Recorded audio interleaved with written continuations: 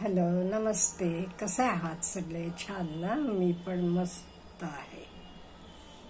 अहो, नुकतीच माझे वाचनात एक अतिशय वाईट बातमी आली. एक मुलगी, तिचं नाव होतं ॲना सेबेस्टियन, आणि ती पुण्यात एका कंपनीत CA म्हणून काम करत होती. आणि कामाचे प्रेशरमुळे आणि ते कामाचे टेन्शनना तिला हार्ट अटॅक आला आणि तिला हे जग सोडून जावं लागलं. वाईट वाटलं ऐकून. आणि त्याचे पुढे तिच्या आईनं ईमेल लिहिलेला आहे, तुम्ही बघू शकता. तिचे फ्युनेरलला सुद्धा, म्हणजे अंत्यसंस्काराला सुद्धा त्या कंपनीतला एकही माणूस नव्हता, हे पण त्या आईनं लिहिले. हेतनं आपण काय शिकायचं आहे? कितीतरी लोक आपण काम करतो तेव्हा घरापेक्षा जास्त आपण ते कामाला वाहून घेतो. काम काम काम. नो डाऊट आपल्याला गरज असते पगाराची, ती झालं. त्याच्याशिवाय आपल्याला सगळ्यांनी चांगलं म्हणावं, आपण एफिशियंट आहे हे सिद्ध करावं, आपल्याला एक्सपोजर मिळावं, ही बरीच कारणं असतील.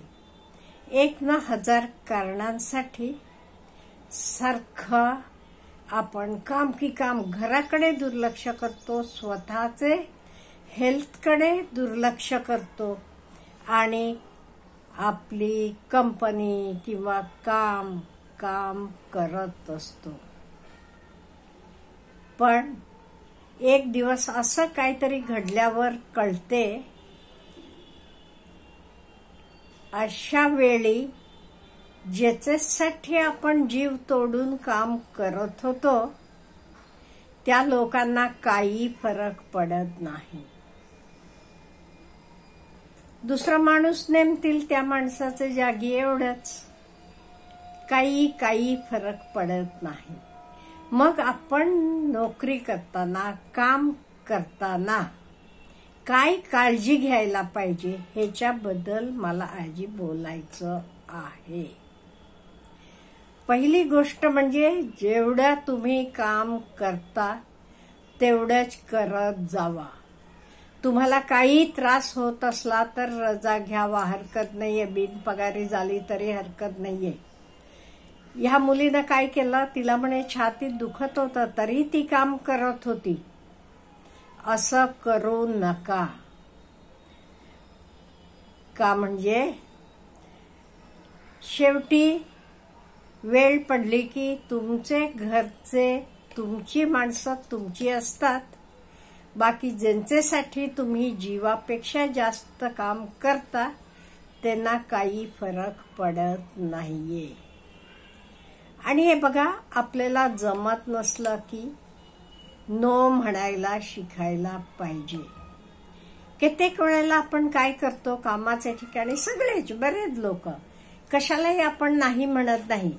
एवढं करा, हे करा, तर करा, लगेच येस म्हणून का आपल्याला काहीतरी मिळवायचं आहे, आपल्याला तिथे पुढे जायचं असते, आपल्याला प्रमोशनसाठी पण आपली जागा आपल्याला करायची असते. हे सगळ्यांसाठी आपण कधी नो म्हणत नाहीये आणि काम करत जातो. कधी आपण स्वतःकडे लक्ष देत नाहीये. आणि एक गोष्ट म्हणजे कुठलंही काम आपण करताना आधी तर व्यवस्थितपणे शिकून घ्या. आणि तर काम करायचं कशासाठी? Not at the cost of your life. लक्षात ठेवा, आपलं लाईफ, आपला जीव हा महत्वाचा आहे सर्वांपेक्षा. काम नंतर, जीव महत्वाचा. जीव असला तर काम आहे. त्यामुळे आधी व्यवस्थितपणे काम शिकून घ्या.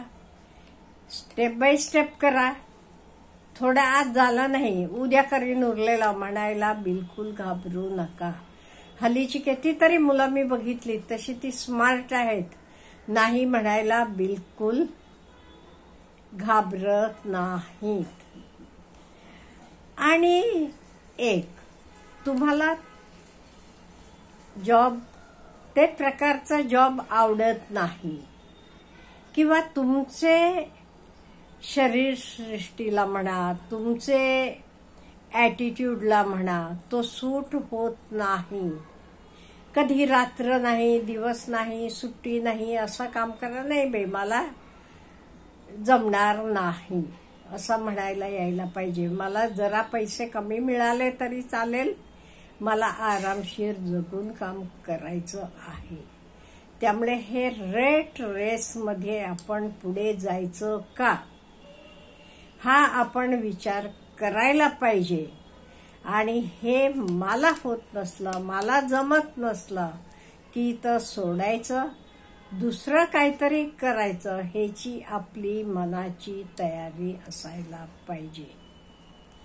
हल्ली काय झाले, काही सगळीकडे म्हणत नाही मी, बरेच ठिकाणी कामगारांची अगदी छानपैकी काळजी घेतली जाते.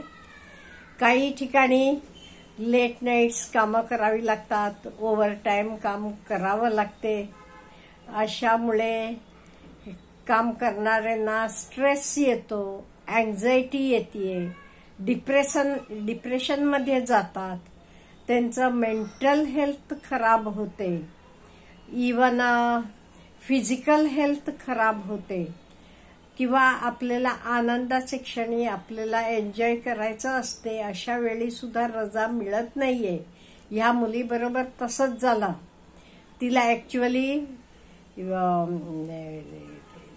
काही डिग्री समारंभाला, कॉन्व्होकेशन सेरेमनी म्हणतो आपण, डिग्री घ्यायच्या वेळेला तिला वाटत होतं आई वडील सगळे यावं, आपण अटेंड करावं, एन्जॉय करावं. तिनं आई वडिलांचे एअर तिकीट सुद्धा बुक केलेले होते, पण तिला रजा मिळाली नाही. त्या दिवशी सुद्धा तिला काम करत बसावं लागलं. त्यामुळे ह्या सगळ्या गोष्टी आपण विचार करायला पाहिजे. अहो, काम करून घेणाऱ्यांना काय, त्यांना तुम्ही राबलात की झालं, काम झालं की झालं, त्यांना काही देणं घेणं नसते. ह्याच्याशिवाय इवन आपण रेग्युलरली आपलं ऑफिस टाइमला काम करतो वेगळंच, त्याच्याशिवाय कधी नाईटला कामं करायची असतात किंवा सकाळी लवकर बोलावलं जाते आणि त्याला काही तुम्हाला जास्त पेमेंट काही दिलं जात नाहीये, पण आपल्याला पण वाटते आपण करतो, अमुक करतो. अहो, आम्ही सुद्धा नोकरी करताना आमच्या शाळेत सुद्धा बोलवायचे. संध्याकाळी वीक मुलांसाठी एस्पेशली स्पेशल क्लासेस असायचे, त्याला जायला लागायचं. घरातलं सगळं आल्यावर आवरायचं, परत संध्याकाळचे जेवणखाण्याचं आवरायचं आणि जायचं, करत होतो. आज मला वाटते चुकलं, असं आपण तेव्हा करायला नको होतं.